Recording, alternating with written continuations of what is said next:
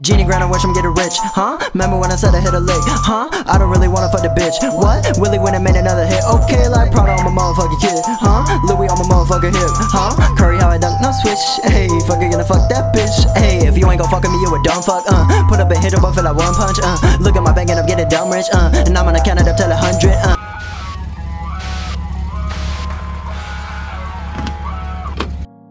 Hello world, I am What If Study, and today we are continuing What If Deku Was Betrayed. This is part 3, and we will begin a little bit earlier than where we had left off last time. I will be explaining some things through dialogue.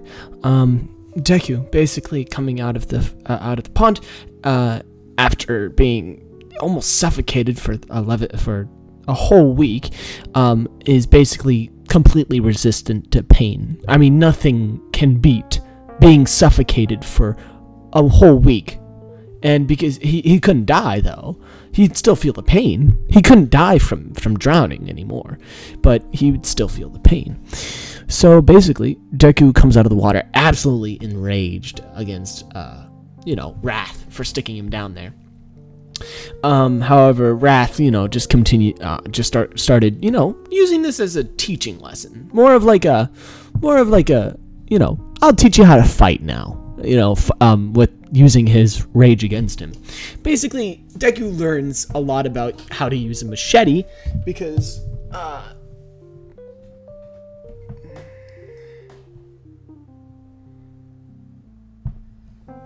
stab myself in the foot.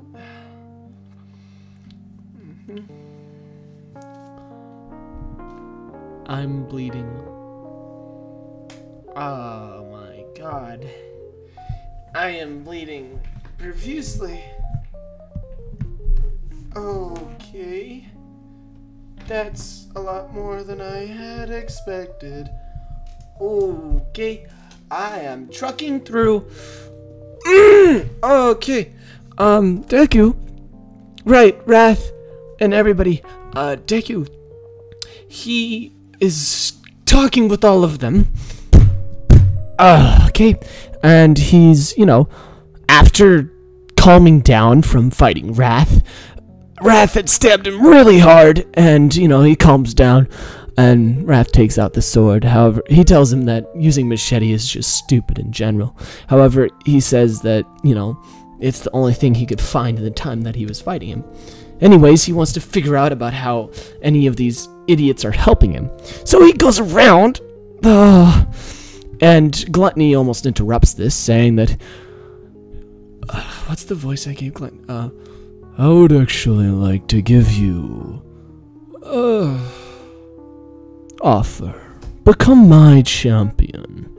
Your rage and your gluttony towards trying to consume others, trying to consume your way to the top, I can give you that. As then Wrath just interrupts, saying, you better put a sock in it. As then, Deku's like, calm down, Wrath. As Wrath kind of just calms down and retreats back to his corner. As then, oh god, Deku goes along to the others, to, Envy, as Envy says, I already described what I do. I'll help you in combination with, Gluttony by giving you the same reward. Gluttony allows you to suck power out of people that you have killed or beaten the shit out of. I allow you to stop people from using their... Well, I allow you to do that. Gluttony stops you from being able to, some other people being able to use their quirks while they're fighting you. As long as you get enough hits on them, the more that you use me, the more that I help you do that. Good to know. Oh god. That's... Oh. Deku goes over to Pride, and Pride's like, oh, I will allow you to... you like throwing that machete everywhere, don't you? Yes. Well, I can make it come back to you. Yeah. He's like, I guess that would be really cool. He's like, yep, it would be really cool. So we got a deal? Yeah, you could stay. As then he goes over and he's like, Lust! Get your ass over here! She's like, oh. He's like, what are you still doing here? You're giving me nothing. She's like, you can't get rid of me. We have a contract. And she's like, fuck, she's right. Why did I make that stupid contract in the first place? God, I could have just stumbled straight through the room. She would have been on my ass anyways. Whatever. He turns his attention towards Greed, and Greed's like, I can give you some money. As he's like, show me. He's like, excuse me? Show me it all. As, you know, pitched almost 22 hours later, as he's like 21, 23, 24, and counting out all of the money that's spread out on the floor. Almost $24,000 readied up for his bank. As Deku's like, good, now put it all back. As he's like, what? I just took the time to spread it all out in front of you. Why did you command me to do this? Because I knew I couldn't trust you. You got me there. As then he starts to sweep all that up. As then he goes over to, what else? He knows, and Wrath, he's the champion of Wrath. Wrath gives him, basically continues him living. Basically, Wrath gives him a sturdy body and pretty much super strength. So, you know, that's cool. But not like the super strength you think about, just like normal super strength.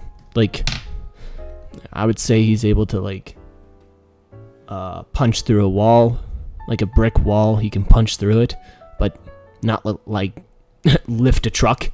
No, he can't really do that. It's just that his body's sturdy and he has more than average strength, basically. Then he goes over to Sloth. What are you exactly doing here anyways? And Sloth says, you will learn more about what I'm here for later. He's like, so you're useless then. Great. I don't want to send you off though. And this is not because of your stupid ass reason, but because I have good hopes for you. As he leaves, Sloth says, that's fine. I am fine with being just the observer for once. Please, run along. And now I think we would skip forward, right? Deku, come. Actually, you know what? I just had a realization. We start off, no, not with Deku, with Uraka and Momo. And, well, the slime girl, whatever her name may be. Mina, that's right, Ashido. They're all going out to the club after school. As Mina instantly gets drunk, chugging down, you know, almost a gallon worth of freaking alcohol by the end of the night. She gets completely wasted within an hour. Of course, Momo is really concerned about her, however, she can't really speak as she is also already drunk. However, Ochako is the only one who is not. She says that they shouldn't be doing this, after all, they're only about 16. However, Mina just says, you're too on it, okay? We need to blow off some steam. After all, we ruined a guy's life, right? As Momo like hits her shoulder hard, she's like, ow! Damn. I didn't know I'd get such a bad reception. Wow. In the middle of the club, you know, Ochako needs some air as she gets up from her leather couch and makes her way outside, opening up the bronze door and making her way down the alleyway. This dark and almost dim-lit alleyway. She sits down as it parts into a T section. She sits on the left side of it. She looks down to the ground. She can feel something heavy in her heart. Is the alcohol? No. No. She can sense what she has done. The regret. It hurts her. She had to let things go, right? I mean, 4,000 deaths caused by his hands. Was it really their faults? She looks up to the sky. However, she sees nothing. Because the alleyway had a roof on top of it. But all she notices is a bit of a drip coming from the ceiling. She originally thought it was water. However, she touches it and brings it to her eyes. It was red and thick. She sort of scooches over to the side of the thing, wondering where this could possibly be coming from. As she starts to hear smashing in the other side of the wall. This sound of fighting is as this man gets a machete thrown through him and suddenly falls straight in front of her. The machete wiggles and starts to move and then slices him in half completely. The guts start to spill out everywhere as he still makes some gurgling noises and struggles for just 5 more seconds and then death. She holds herself from screaming. After all, whoever wielded the machete was coming after people. The blood that sprays and leaks across the ground spreads over to her dress, painting her skirt. She doesn't want to, but she takes a peek around the corner to see 3 men getting their asses just handed to them. Like, one guy's arm gets sliced off without him even trying. Another guy comes up behind him and smacks him in the head with a bat. He barely even moves as the bat bends around his head. And he picks up the guy and then crushes his face, blowing up his brains as the brains spatter against the wall behind him. The other guy shanks him 3 times. However, his arm gets caught by him as he pulls his arm up into the air, and he puts his hand to his head and then rips off his arm, and then picks up his other arm and holds him by the head again and rips off the other, and then beats him with the other arm as the blood from the arm start to come out. After he hits this guy about 20 times, all of the blood is completely gone, splattered across his face as this armless dude just stands there. And as he pokes him, setting him down to the floor, making a massive thud. Deku cricks back his neck as he extends out his hand for the machete that he had thrown into the other, as it starts to wiggle out and then slicing the guy in half. It comes back to his hand.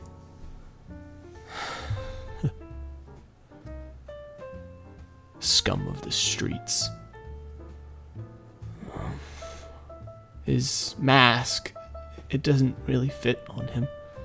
He feels the back of his head as a massive bump had formed there. However, it seemed that he didn't even feel it. After all that underwater training for almost a week, anything is better than that. He doesn't really feel pain anymore as he takes a look at his hand. He looks, however, he feels somebody looking at him as he looks over to his left, and nobody down that street. Odd.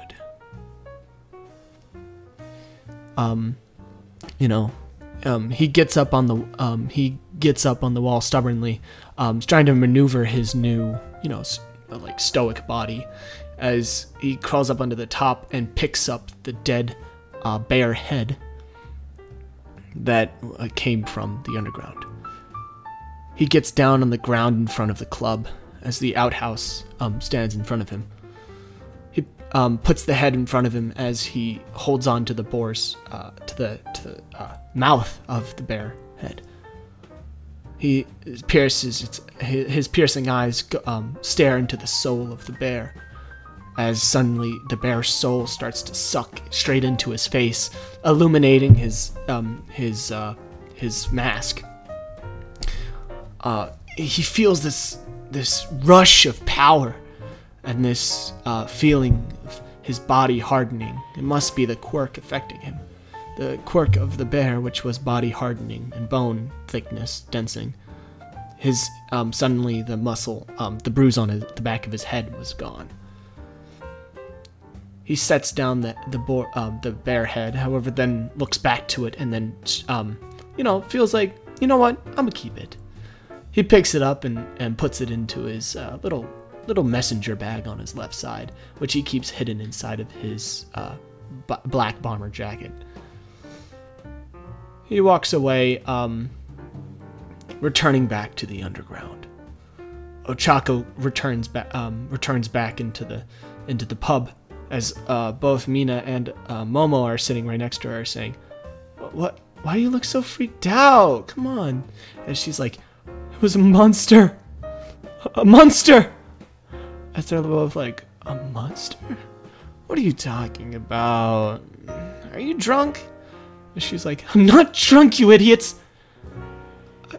I just saw something horrible." So like, whatever. As you know, like, that continues on.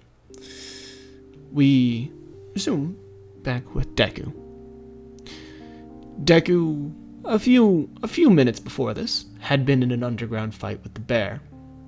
The bear had sent him flying with one hit, outside of the barrier, smashing through the glass as he continued his fight with the bear, slicing off one of its arms that already had its hand chopped off. However, the bear continues on fighting no less, fighting with its newly formed tail. The bear seemed to also be evolutionary. Its body hardening included extending out its limbs.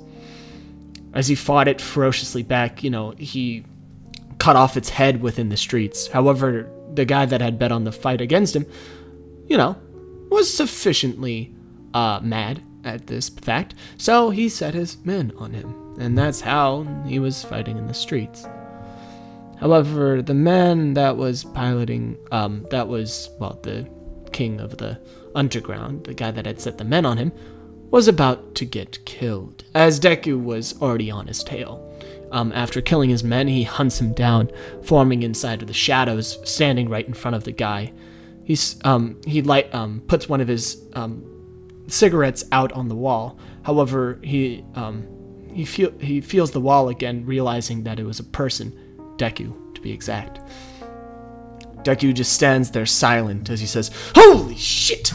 As then Deku just picks up him by the face as the guy lifts him slowly up into the air. As the guy starts to sprout wings, as he says, "Don't you know who I am? I'm one of the top heroes!" As he starts to flap them really fast, trying to get away. However, Deku just keeps on staring at him as he says, "You dare! You dare!" As he with his other hands, he takes out a gun. As Deku grabs onto the gun and crushes it and molds it into his hand until it's a ball of chunked up metal, and drops it down to the ground. He tightens his grip on the guy's chin. He's like, "I'm one of the top heroes. You can't do this!" As Deku just gets annoyed, as he grabs onto his wing and rips off one of them, slowly too, so that he feels the maximum amount of pain. This guy is almost knocked out by the amount of pain. However, Deku wouldn't allow him to go to sleep on him now, would he? He wakes him back up as he sets the guy on. He then puts his palm to the guy's head, and slowly the flames start to rise on his left arm, covering the guy's face and lighting his wings on fire. He starts to he wakes back up from the fire and starts to try to fly away with one wing. However, he just looks like a ball of just like a phoenix rising, a one-winged phoenix in the sky. Deku watches it crash down into the lake. It's so beautiful. I always wanted to be a hero. He looks back down to his machete that he had set down. It's incredible.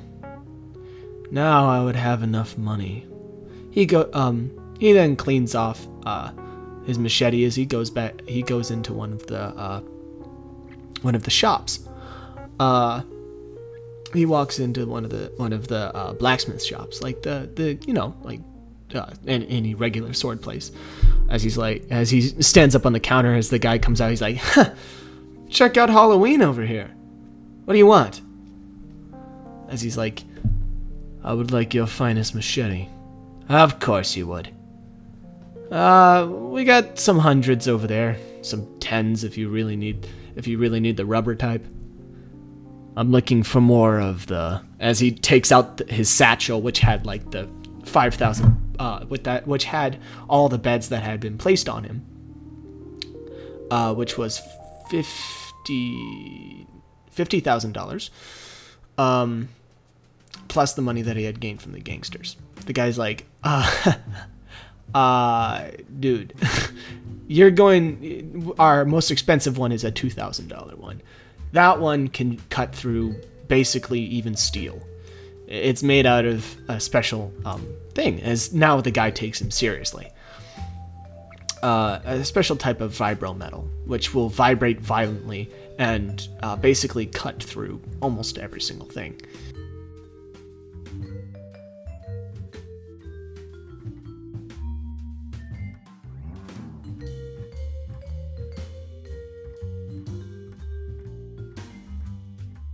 As he picks up the machete and places down about $4,000. After all, he doesn't really know much about it. As Greed's like, no, too much, get it back. As he's like, I don't care. He walks out of the shop as the guy's like, picks up the 4,000. He's like, holy shit. I got some recommendations for suit places too. As then Deku walks back in just like, I am interested. The guy points him to a really good shop down the road, to the secret tailor place. He goes in, he says the secret password, as then they open up a bottom stairwell, which leads all the way down into this sort of underground hero layer, you could say. Best Genius walks out from one of the curtsies. One of the guys, another guy comes out with a very fine suit directed straight towards his personality and everything. He places $500,000 on the counter, as then he says, "Thank you, good sir." As then he starts to walk out and actually bumps into Deku. As he's scared by Deku, however, he's like, "Oh, just a Halloween costume. Gotcha." He walks past and then goes upstairs. He's like, "Why does everybody call me a Halloween costume? I'd rather they take me seriously." So Deku walks up. And as Best Genius is like, "What are you here for, good sir?" He actually cheats me for his respect. Interesting. He says that, Deku just says that, "I would like your finest bomber jacket, plus a shirt and jeans." "Did you say jeans?" Deku's like, "Yes, I did. What of it?" "Oh, let's go. Would you like slim or fitty, or would you like tight?" "I would like one that fits." "I see. So one that's slim and yet, you know what? Never mind. I'll take all of your measurements." As he wraps him up with different cords and all the different stuff that he needs, all the stretcher things. As Genius is having way too much fun, as Deku's just sitting there twirling in place. Genius just gets to work instantly. It takes almost an hour, however, Genius gets him jeans that are proper for him. Ones that are slack and yet not too tighty. Ones that are fashionable and yet not making much of and also making a statement. It's perfect! As it's just regular jeans. He's like, okay. He's like, maybe take off the mask though. I can't agree with it. It's a little bit too much of a statement to me. "I can't." "Oh, honey, you can always take it off." "Ah, whatever. I won't force you. Anyways, it looks like you need sort of a haircut, if you do have hair." As, he kind of like looks at the back of what used to be Deku's hair, which is now drowned, burned, and also, well, hit with a bat. So what's left of his hair is mostly cauterized. So he's like, Ha, so a hair appointment won't be really needed. After all, there's basically no hair on the back of his head. If I may ask, as he starts fitting out the bomber jacket onto Deku, where did you get these burns? Mister. You can call me Deku. Ah, I see, Deku. Yes, Deku, a proper name. He puts on a new jacket saying, do you like this? As Deku nods, and he's like, let's try another one. He continues his conversation by saying, was it a house fire, possibly? Father, throwing the, the pot on you? No, it was a sacrifice for all of humankind. Oh, you're a hero, I see. I'm quite popular in the hero business, too. Deku, kind of looks to him once more. Surprising, I know. It's not that it's surprising. You see, as Genus puts back one of the jackets and puts on another one onto his shoulders. Deku shakes out the chains that had once bound him to the bottom of the lake and puts them around his neck. You see, I was on a bit of a rampage this night. I'd found a man named Hawks that was working underground. Oh, is that so? As he's like stitching up another a bomber jacket. How do you like the one that's on you right now? He's like, just perfect. As he stabs into the back of Best Genus. Best Genus just holding and looking down to his entrails currently spreading onto the floor. Best Genus is like, oh, no, that's a killer customer. As, Deku's like, oh, you disgust me. As then he slices down, completely slicing Best Genus in half, as Genus just falls down onto the floor, bleeding out. Deku picks up his blade again and looks down to see the blood on it as he wipes it off steadily with the robe that Best Genus was using.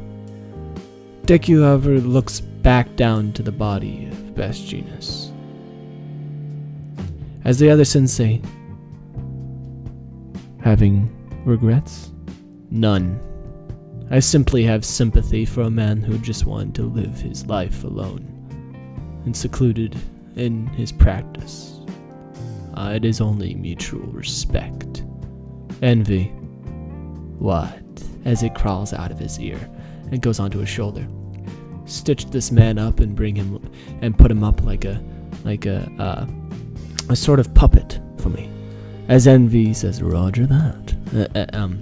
Crawls down around his leg and then goes into Best Genus's brain, hooking all of his body back up to the other side, stitching him back up and bringing him up to his legs as he just kind of cradles there in suspended animation, sort of just like, creepily in these dead eyes that won't look in the right place, that is kind of like torted around like the spider is sort of pushing them itself. Some weird shit. As he's like, okay, that's not going to work, clearly. Oh, whatever. As then Sloth makes a special request, seeing this desperate attempt to try to go back on his decisions. Sloth puts in a word for the Game Master. As the Game Master says, I guess I'll help. However, it will come at a cost. That cost. As he shows up and says, I will revive this man and stitch him up perfectly. However, your lips will be sealed bound by it too. You won't be able to speak normally anymore, as your lips will be stitched together. It will cause immense pain trying to talk at full volume. You will have to talk in whispers. I get it already. Just do it. Radio, as you wish. What we do for you, as he, gets to work. Finally, Best Genius opens up his eyes again, with actual human soul inside.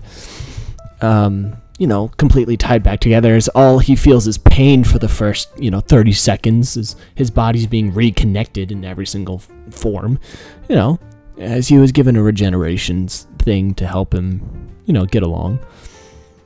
However, he comes eye to eye with Deku again, as then he's like, why shouldn't I just kill you right now? As he puts up his hand and gathers swaths of stuff right in front of him, ready to kill Deku in almost an instant. However, he's unable to. His body stops before it. He wonders if this is because he had revived him instead of just killing him again. Fine. As he lets down his hand and lets down his guard once again. He looks back up to Deku, saying, Why? Why would you do this? Why any of this? Why? I only did it to prove a statement. And out of respect for you, I revived you. You should be thanking me. Thanking you for... You know what? It's fine. It's fine. Keep your cool, Genius. Oh, so... What do you want?